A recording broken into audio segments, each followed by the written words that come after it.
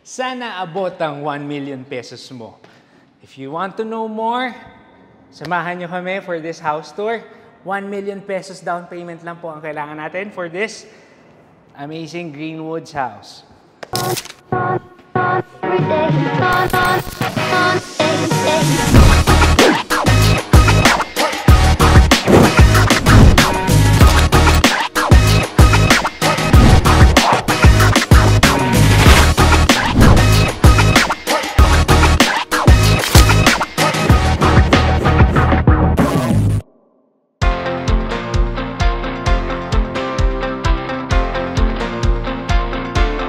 Hi guys, I'm RV, your host, and we're here in Greenwoods Executive Village in Pasig/Taytay area. And this 5-bedroom low-key house is situated in 148 square meter lot area with a floor area of 316.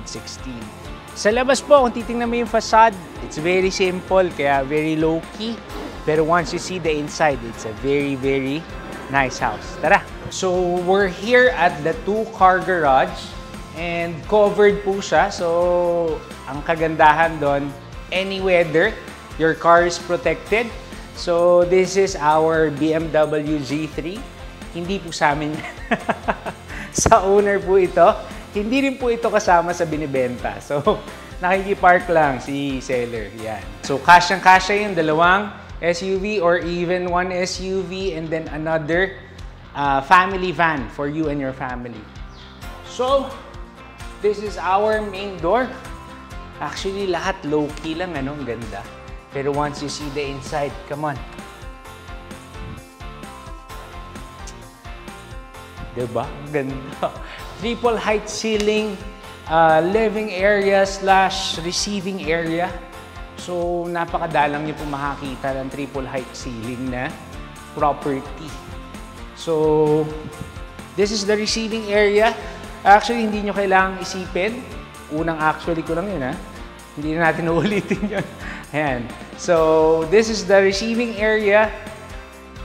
You don't need to think about a family area or a living area on the ground floor kasi meron kami solusyon dyan sa inyo mamaya sa 3rd floor. Pero, this is still very spacious. Kung gusto nyo maglagay ng couch dito, TV can be there.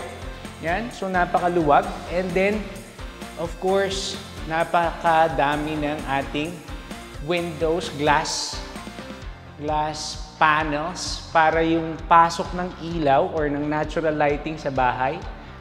Napakaganda. Yan. So, this is where the TV is. Kung magti-TV kayo, pero kung receiving area naman, it's not required. And then, this is our dining area. O may pasample na si seller. Nag-stage na ng round table dito. This is a round table for 6 people. Yan. Kung marami kayo, kung bigger family kayo, you can put a rectangular table here. Meron na rin tayong decorative lighting para dito nyo na isisentro yung inyong dining table. Yan. So, coming from our dining, this is our, on your right side, is our kitchen. Ang ganda ng kitchen nila. Sorry. Nung pumunta kasi kami dito, medyo may mga nililinis pa, may inaayos pa ngayon. Maayos na, tsaka malinis na. So, we have a U-type kitchen here. So, napakaluwag kasi coming from here, merong parang ano siya semi-bar type. So, coming from here, you have a lot of overhead kitchen cabinets and then you have pull-out cabinets also. The granite countertop is actually ang design niya, marble. Yan. Coincides well with the tiles of our ground floor area. Parang marble din yung design. Yan. So, here, kung ano man yung mga kailangan nyo pang ilagay, yung mga coffee nook, pwede dito. Microwave oven, pwede dito yung microwave, pwede sa corner.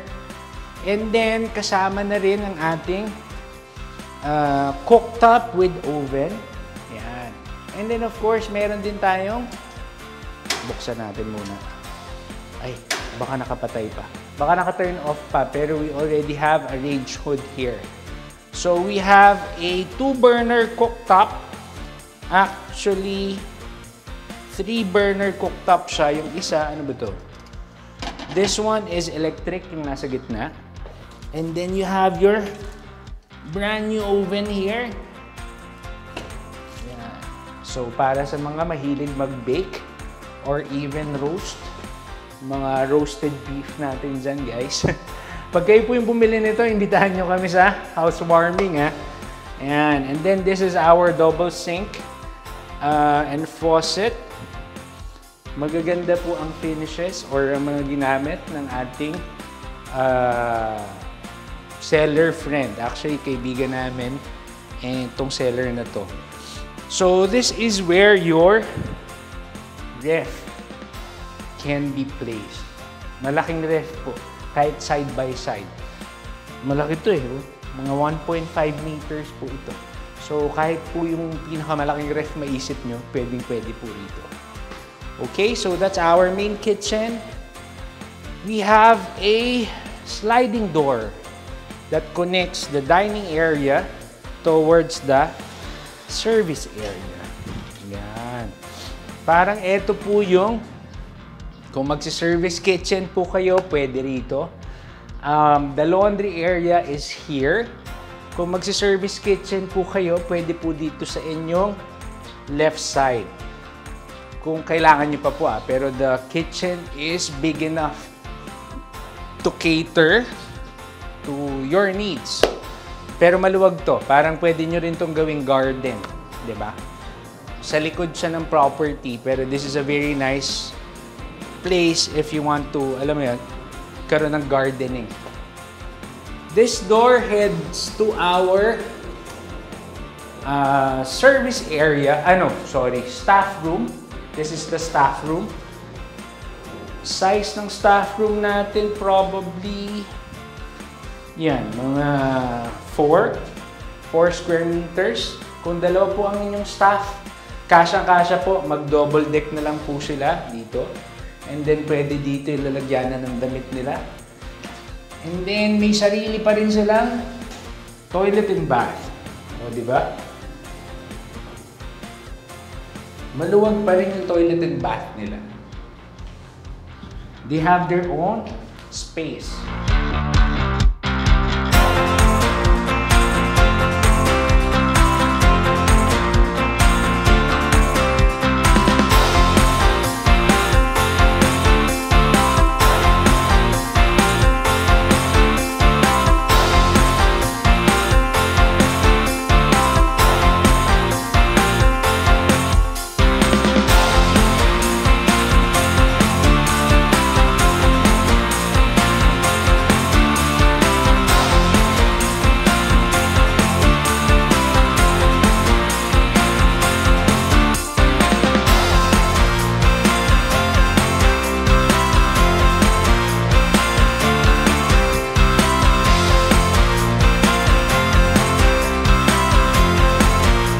So, dito sa ating ground floor, we also have our first bedroom.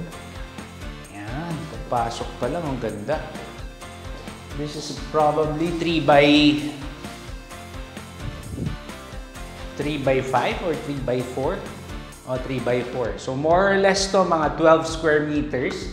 Maluwag yung bedroom. And then you have this huge sliding windows overlooking the carport or car garage. Yan. If you have elderly, ito po yung para sa kanila. Para at least they don't have to go upstairs. Yan. And then, they have their own toilet and bath. Ganda. Ang ganda ng pagkaka-finish. They even have this massive mirror na ang ganda po ng nagiging effect kasi sa toilet and bath or even other parts of the house kapag may malaking mirror. Kasi lumuluwag po ang ating space kapag may mirror. Yan. Uy, very thoughtful.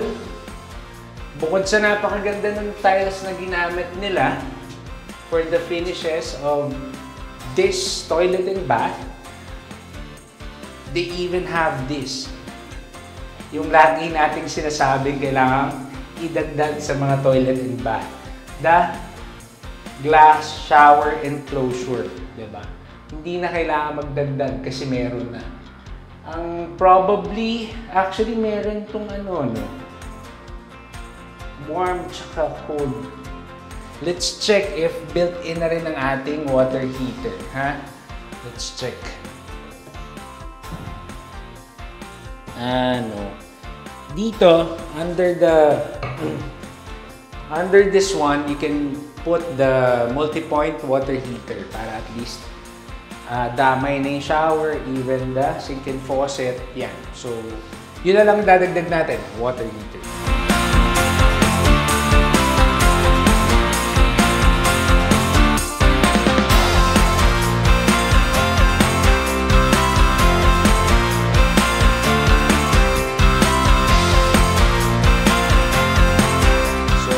Dito tayo sa main event nitong property na to, ang kanyang napakagandang staircase na meron ding napaka-laking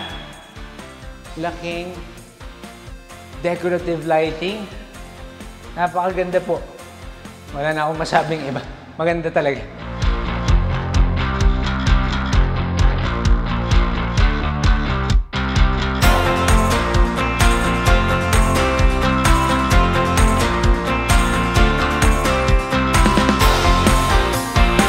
Welcome to our second floor. Kung mapapansin nyo po, it's very evident na yung design ng staircase natin, parang medyo kamukha siya nung sa Squid Games, kung napanood nyo na po yung Squid Games. Ang ganda ng pinaka-concept ng staircase. So, for our first bedroom, sa second floor, second bedroom na to technically guys, sorry. Yan, this is our second bedroom. Size 3 by 3. Yan, mga 9 to 12 including the toilet and bath. So, wala pa tayong built-in closet. So, you can choose what closet do you want to put in your bedroom. Pero, ang ganda pa rin ng ating tawag dito. Ayan, no? Napakaganda ng ating windows and ang ganda ng airflow. Ang ganda ng pasok ng hangin. For the toilet and bath, it's the same finishes as the first toilet and bath. So it's the same. It has a big mirror. It's a very nice sink and faucet. The water closet. The rain shower head. Pero ibang color palette yung ginamit sa ating second bedroom for the tiles.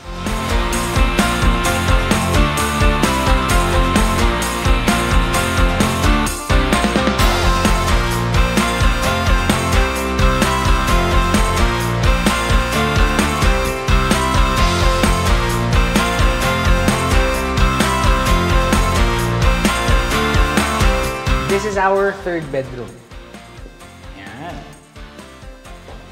Third bedroom is a little bit bigger kasi mas mahaba siya. More on rectangular shape yung size, or sorry, yung pinaka shape nitong third bedroom. More or less to mga 12 square meters. If you include the balcony, a lot bigger.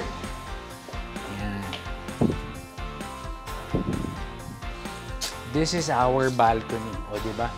From the third bedroom, napakaganda kasi meron pa siyang extra space. It's open, pero if you want to put yung mga bubong or improvements here para kahit maulan, nagagamit nyo siya, pwedeng-pwede po. And then you have an open view on the rear part of your property. Of course, the third bedroom also has its own toilet and bath. Yan. O, diba? Yung finishes nito kapareho ng second bedroom. So, Actually, it's identical. It's very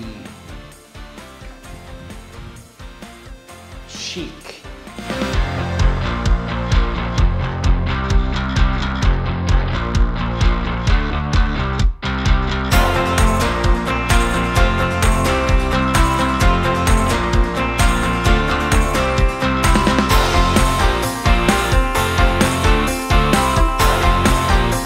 Before heading into the master's bedroom, meron tayong storage area dito. Ayan. Ito yung ating pathway papunta sa ating master's bedroom. We have, ayan o, storage here. Bags, sapatos, kung ano pa po yung kailangan yung store. Pwede pa rin lagyan dito kung yung mga shoes nyo. Pwede pagpatong-patungin yung mga clear case dito sa taas. Yan. Even bags, I think meron na rin mga clear cases eh. Para sa mga mamahaling bags ng inyong misis. Now, this is our master bedroom. Wow. Ito ang maluwag. Ito talaga maluwag. Easy 5x6. 30 square meters po, more or less, ang ating master bedroom. Headboard of your king size, extra king size kung meron mang ganon, dito po. Yan. If dito nyo po ilalagay, napakaluwag po ng ating master's bedroom. Then you have openable windows on each side. Buksan natin para mahangin. And then we have a cute balcony. Actually, medyo ano lang yung balcony niya. Bite size lang. Yan. As in, ano lang, meron kang hingahan area. Hindi siya yung usual size ng balcony. Parang extra space lang for you to unwind. Or even have coffee while standing in the morning. Pwede rin dito yan. On the other side, meron ng built-in closet. Floor to ceiling na ang ating closet space sa ating master's bedroom. Pakalaki na rin niya, oh. Di ba? Kasya na lahat yung suit mo, tsaka yung dress ni Mrs. Yan. And then meron pa dito, openable din to. Yan. Diba? And then you also have this one, yung mga pull-outs. Yan. So you have your built-in closet. And then of course, you have your master's toilet and bath. You know? At ito, medyo mas upgraded yung finishes ng ating toilet and bath ng master's bedroom. This one, the sink and faucet is bigger and mas malaki. This one is as big as the first yata, yung sa ground floor, yung mirror natin. Shower space, maluwag. Parang mas malaki to compared dun sa first 2 or 3 toilet and bath natin. And then you have the natural tawag dito. Yeah. Natural exhaust. You have natural exhaust because of this sliding windows. Ngayon for the shower, it's chrome. And then, parang ano na rin siya, semi-piano keys. Hindi, wala pa siyang piano keys. But, meron na rin siyang warm and cold. Ayan. Left and right. Parang hotel. Hotel type yung ano niya. Yung finishing niya. Ayan. Although water heater, we have to install a multi-point water heater under this one. Before we head into the third floor, this is one of the best feature of the house. Your master's bedroom or the master bedroom have this Huge glass window that overlooks your living area sa baba or yung anong tawag dito, receiving area nyo. So if you have visitors, kitang-kita mo sila. You can also see the dining area. Pero syempre, if you're living here, maglalagay ka ng ang tawag dito, ng curtains. Okay? We need curtains for your privacy and of course, for the sanity of your kids.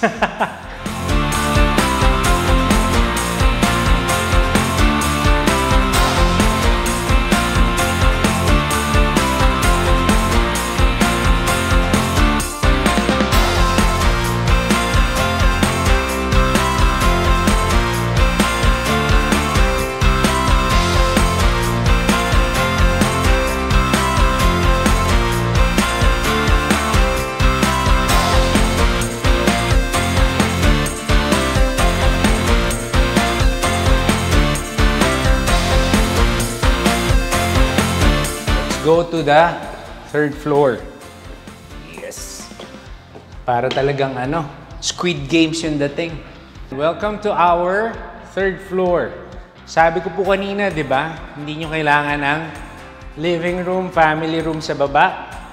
Yung buong third floor nyo po, family room, living room, kung ano pa pong gusto nyong gawin, nasa sa inyo na. So, ang kagandahan niya po, yung kanina, this one, the decorative lighting is coming from here. Third floor hanggang sa second floor. So, ang ating open below, technically 3 floors. So, triple height po talaga. Napakaganda. This one pa lang, it can be converted to another bedroom. Ang luwag nito. If you convert this one to another bedroom, this is gonna be the 5th one. So technically, 4 bedrooms lang po pala tayo. And then you can convert this one to a 5th bedroom if you need another bedroom. Then, meron din siyang toilet and bath. Same as the first 4. Ayan. Diba? Meron din. Same finishes. Very standard, pero very sleek. Ang ganda. And then there's another side. O, diba? Ang luwag nito. Hindi ko na nga alam saan ilalagay yung couch eh. Siguro dito, kung maglalagay kayo ng couch, kahit yung U-type na couch, dito, and then kahit siguro mga 80-inch TV dito, or kung gusto nyo yung overhead projector, pwede rin dito. And then, meron pa rin tayong napakalaking openable windows here na meron na rin siyang screen. Actually, maganda yung screen niya. Ang ganda nung pati yung pagkakaslide sa kanya, hindi maingay. Powder coated itong mga ganito.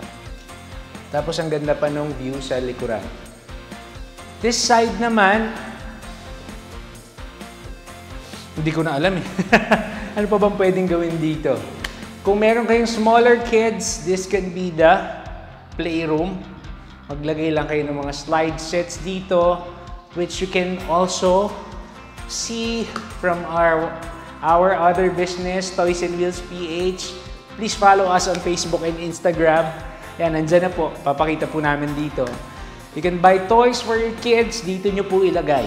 Dito nyo po ilagay. Napakaganda po ng mga toys dyan sa Toys and Wheels PH.